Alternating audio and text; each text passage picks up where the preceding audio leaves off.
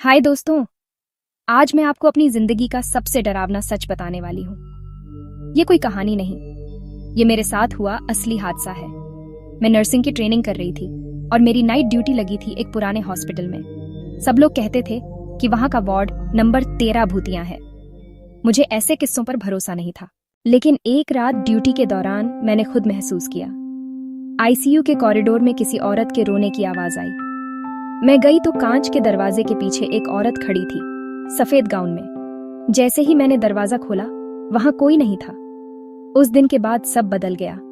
मैं नींद में वही आवाजें सुनने लगी, मुझे इंजेक्शन दो, मुझे बचाओ। मेरी रूममेट कहती थी कि मैं रात में किसी और आवाज में बातें करती हूँ। धीरे धीरे मुझ पर कब्जा होने लगा। हॉस्पिटल में आईसीयू के बीच खड़े होकर मैं अचानक उसी औरत जैसी आवाज में चिल्लाने लगी। सबने कहा मेरी आंखें लाल थीं और मैं बार बार कह रही थी, तुम सबने मुझे मरने दिया। मुझे खुद कुछ याद नहीं था। जब घर आई तो हालत और बिगड़ने लगी। कभी खिड़कियां अपने आप खुल जाती, कभी बिस्तर हिलता। माँ पापा बहुत डर गए और एक पुजारी को बुलाया। जब पूजा शुरू हुई तो मुझे याद है, मैं जैसे काबू में ही नहीं थी।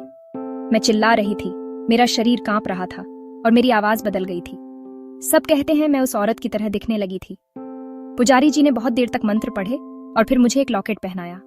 उन्होंने कहा, इसे कभी मत उतारना, ये तुझे उस आत्मा से बचाएगा।